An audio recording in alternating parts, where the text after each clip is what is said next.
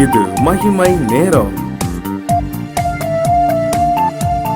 கிறிஸ்துவுக்குள் பிரியமானவர்களே, ஆண்டவராகிய இயேசு கிறிஸ்துவின் நாமத்தில் உங்களை அன்போடு வாழ்த்துகிறேன், வரவேற்கிறேன்.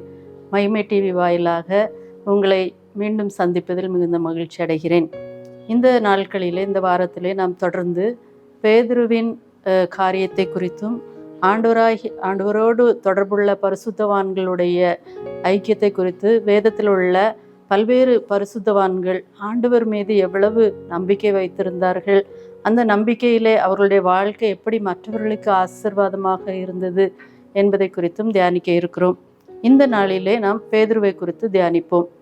பேதுரு, அவருடைய வாழ்க்கையை நாம் எடுத்து பார்ப்போம் என்றால், ஆண்டவரோடு கூட தொடர்ந்து அவருடைய ஊழியத்தில் பங்கெடுத்த ஒரு மகன்.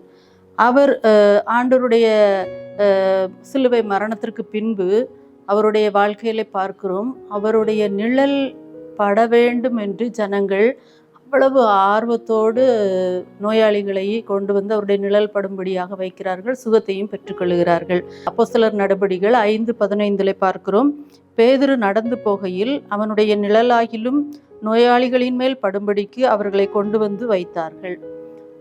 பேதுரு நடந்து போகும்போது அவருடைய நிழலாகிலும் படும்படிக்கு கொண்டு வந்து வைத்தார்கள் என்று பார்க்கிறோம்.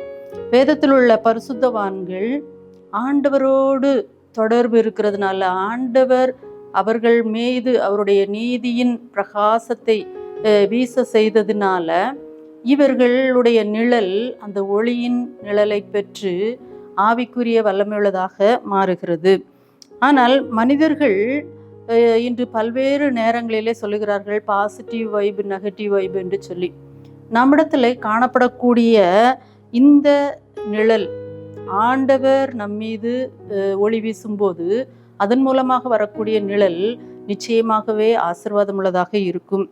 பவுல் வாழ்க்கையிலும் பார்க்கிறோம், அவர் தன் உடல் மீது கட்டியிருந்த உருமால்களையும் கச்சைகளையும் கொண்டு வந்து நோயாளிகள் மீது போடும்போது அவர்களுக்கு சுகம் கிடைத்ததாக நாம் பார்க்கிறோம்.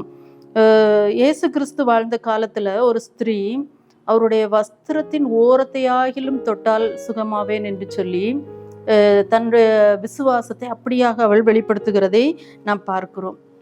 இந்த ஆவிக்குரிய பலன், இந்த இயேசு கிறிஸ்து சொல்லுகிறார், என்னிடத்திலிருந்து வல்லமை புறப்பட்டதை நான் உணர்கிறேன் என்று சொல்லுகிறார். அப்போ இந்த ஆவிக்குரிய வல்லமை பலன் ஆண்டவரோடு இருக்கிற மக்களுக்கும், அதாவது அந்த சீடர்களுக்கும் கிடைத்தது. ஆண்டவர் கொடுத்த வாக்குத்தத்தம் விசுவாசிக்கிறவர்களால் நடக்கும் அடையாளங்கள் அவன.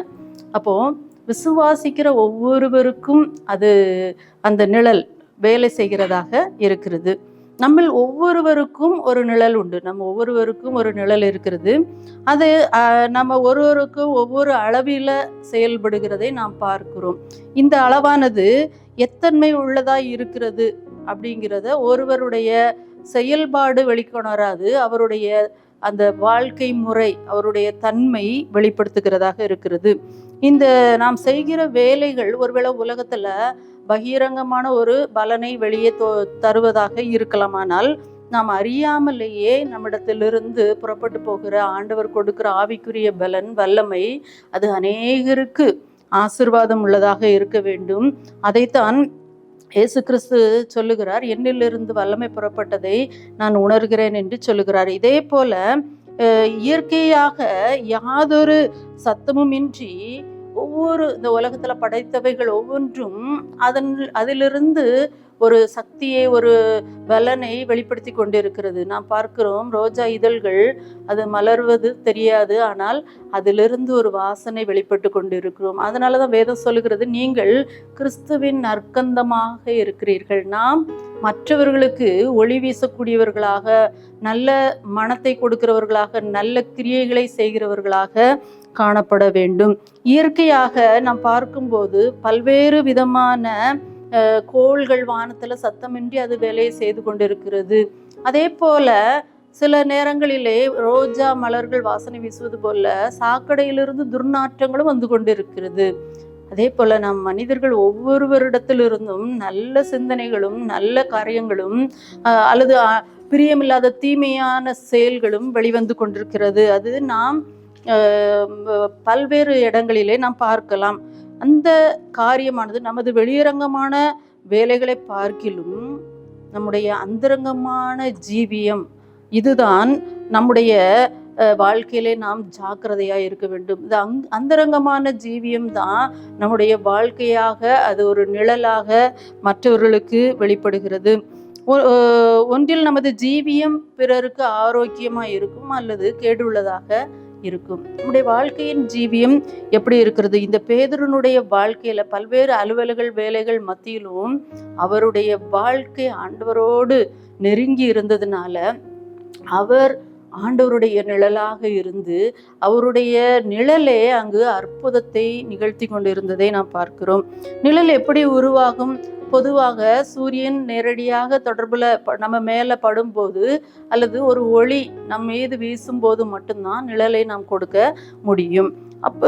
அப்படி என்றால் கிறிஸ்துவின் ஒளி நம் மீது, கிறிஸ்துவுக்கும் நமக்கும் தொடர்பு இருந்தால் மட்டுமே நம்முடைய நிழல் மற்றவர்களுக்கு பிரயோஜனமாக இருக்கும், அல்லது நம்முடைய நிழல் மற்றவர்களுக்கு கிறிஸ்துவினுடைய வல்லமையை கிருபையை வெளிப்படுத்துவதாக இருக்கும்.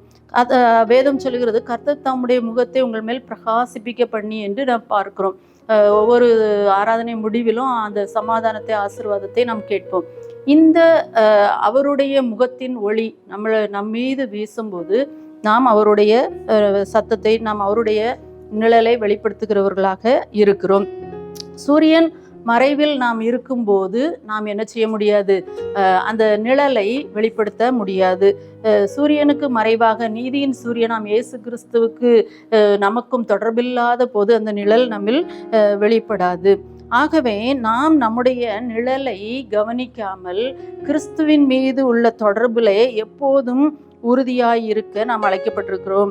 நாம் வேலை செய்தாலும் செய்யாமல் இருந்தாலும் அந்த நிழலுக்கு ஓய்வில்லை. அதே போல நாம் எப்போதும் கிறிஸ்துவின் அடியாருடைய வாழ்க்கை ஜீவியமானது கிறிஸ்துவை வெளிப்படுத்துவதாக இருக்கும்போது அது மற்றவர்களுக்கு ஆசீர்வாதமாக இருக்கும். நமது நிழல் மற்றவர்களுக்கு ஆசீர்வாதமாக இருக்க வேண்டும் என்பதே ஆண்டவருடைய சித்தம்.